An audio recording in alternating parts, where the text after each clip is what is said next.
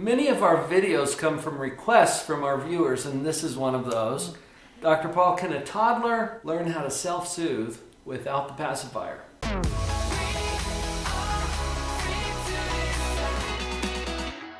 I have had a lot of experience with this with the kids, and so we are going to outline several tips that'll help you help your child learn to self-soothe. So let's jump right in. We have 4 children that we have raised into adulthood, and they are now raising our grandchildren, which is really, really fun. That's a good game. And we have had the whole gamut across all of our children and their children, and plus all of my friends, because let's be real, we talk as moms about how our children are self-soothing or not, or whether they go to bed, right? So we've had a lot of experience with this, and we've had the whole gamut of kids with thumb sucking and binkies and not and whatnot.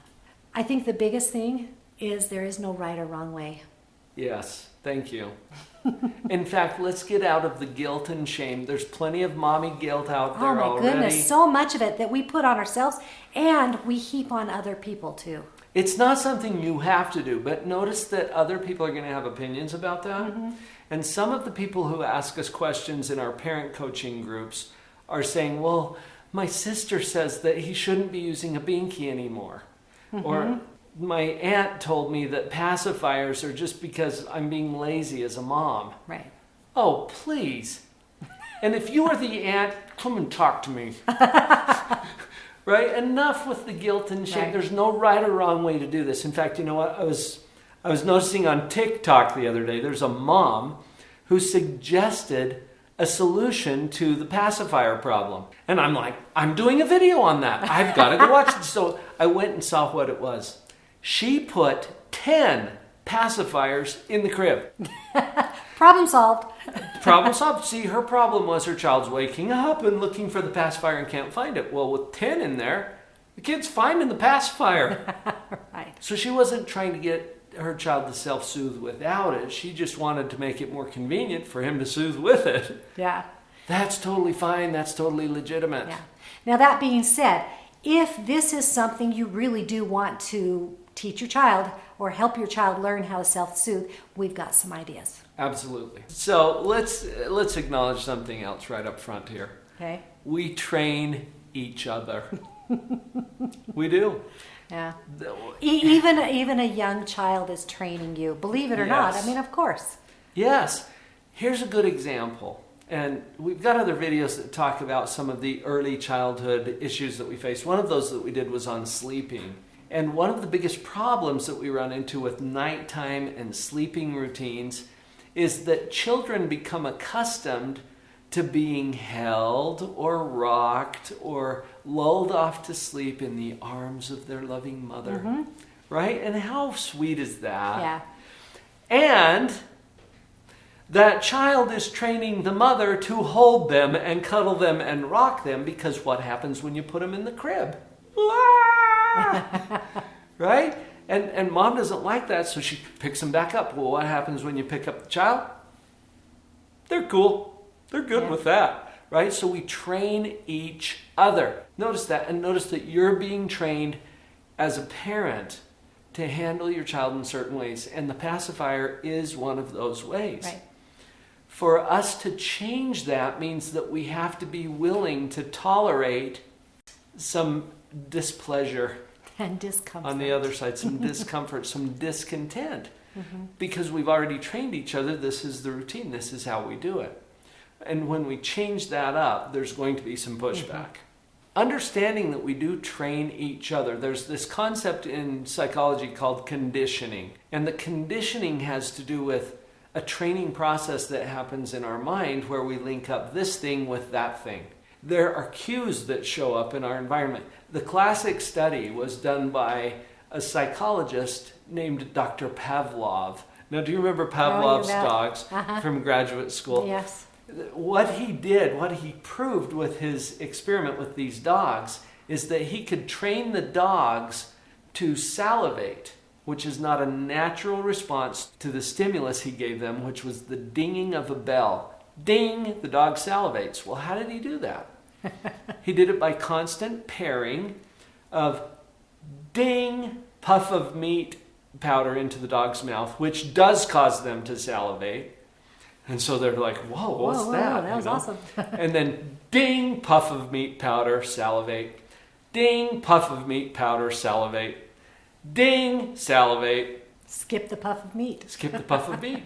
Now, this showed and proved that a dog can be conditioned to have a certain kind of a response given a certain stimulus. Now, why is that important? Because we're going to change up the stimuli. Right. And one of the things we want to do is we want to establish a bedtime routine that has many cues leading towards the bedtime. Bath time, pajamas go on, 2 stories, off to bed. For example. Yeah. Okay, now I'm not saying that's the bedtime routine you should have. I'm just using that as an example of something that you might use. And each of those elements now becomes a cue for that child to start winding down. When you're establishing these different cues and you're maybe removing one of the other things that had been there, such as the binky, you're going to have to be okay with a couple of nights of discomfort because they're going to fight against it a little bit. So be ready for a couple of nights of work, but that's okay. And then as you go along, you can even change up little bits of those cues. I see this because I've seen some kids, we want to teach our kids flexibility. Mm-hmm. That's part of self-soothing, is being a flexible person, right? Instead of being so regimented, it has to be this way, has to be this way. So we're going to put in those cues, and we're going to have multiple cues that it's bedtime. And maybe one night mom reads the story and another night dad reads the story. So there's still some built-in flexibility as well. Right.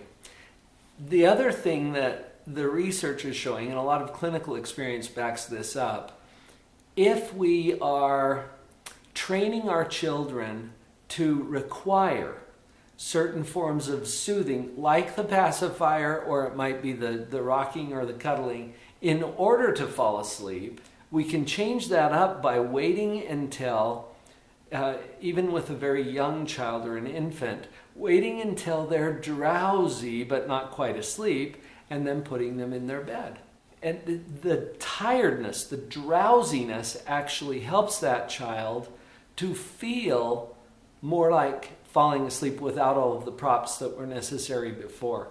And it does require some training and some conditioning, and so we have to be ready for some of the pushback, especially when it's related to sleep time soothing. If they can learn to fall asleep in a context that doesn't include the things that you're trying to wean them off of, then that tends to have better effects. You know, as we said, there might be a few moments or nights of discomfort, and I guess that's part I would bet on it, actually. Yeah, let's count on it, right? So we need to remember, it's not our job to make sure that they're never upset, because they're probably going to be upset a little bit as they learn this self-soothing. Oh, for you to just say that, Vicki, it became very apparent to me that this is where we get stuck sometimes. If we think our job is to make sure that our kids are never upset, then they will manipulate us with their upsetness. Mm-hmm. And they don't do it maliciously. I don't think little kids sit there and think, how can I manipulate my mother? Not yet. Not maybe yet. later. Maybe later, yeah. But they're not thinking that. It just is practical. It works for them. And then they train you as the parent to attend to whatever it is that their demand is, when really they don't need it. And so the resistance, it's not your job to make sure that they never feel upset. Does that come as a relief to anybody? Vicki and I have a few more points to share with you, but before we do, would you take a moment right now to click on that subscribe button? That way you get to be a more positive parent more consistently. Here's one of the things that I think is really hard about this topic, is that sometimes are we teaching our child to self-soothe, or are we just wanting them to stop crying so we can go to sleep? And I think you got to get clear. That's a good point. You got to get really clear about that, because there have been some. I remember one time when one of our third child had a really hard time sleeping, and I just wanted a whole night of sleep. And so I was like, you do whatever you have to keep him quiet. I don't care if he's self-soothing or you're soothing him. Whatever he needs, because I need my night of sleep. So I got myself in a place that I could be, so then I could show up for him to help him learn how to self-soothe. So I'm just saying that this is a really charged topic. And so maybe you need to make sure you're in the right place, but because there are going to be some nights of discomfort in this. And so I had to get myself in the place where I was ready to teach him to self-soothe. Realize we're not asking you to put your children in harm's way. No. But your brain is going to play tricks on you, and if they are hollering and screaming, you're going to think that they're not okay. When really that's what babies do. Yeah. Right? And you can tolerate more of that than you think. Actually, I'm going to invite you to consider this. Tolerate it about twice as long as you think you can. And it won't go as long as you fear. Vicki, I think you discovered earplugs around that time of our lives too.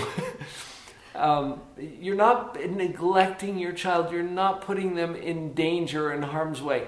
You're already establishing a safe, secure environment for them. They are fine. They don't know that, but they will learn that. And as you train your child and your child trains you, then we can all get to a place that's a little more peaceful and maybe even free from some of the props that we use, like that pacifier. We are all in this together. I just realized something. We're in here having a conversation with our videography team. We've got 2 moms here, and they're engaged with us asking, well, what about this? What about that? So I just noticed that as we were responding to that, that's great stuff, and that's why we kept it for you. I'm just thinking of all the times when he's like, your son's okay, and they're yelling. I'm like, how does he know he's not in a closet? How is he in the bedroom with the door closed while he's screaming? Not to say maybe I need to go soothe him. Blah, He's blah, going to become a chainsaw I murderer. mean, it brings up so many things. Because moms, this is a hard one. It is okay for our kids to be upset. We get to tolerate that. It's not our job to make sure that they never feel upset. What is our job? To love them no matter what, and even if. Let that sink in for a minute. It's your job to love them. It's not to make sure that they don't feel upset, because you can't. And if you try to, you're going to get into some sticky situations where your children train you, and they'll do that a little bit anyway. Love them no matter what and even if. That's the bottom line. This parenting thing, it can be kind of challenging. Sure. And we're talking about one aspect of that on today's video. We've got some other resources available and ready to roll for you. In fact, it's queuing up next. The next video for you to watch is 5 things that every new parent needs to know. Jump on that one next. We're going to power up your parenting.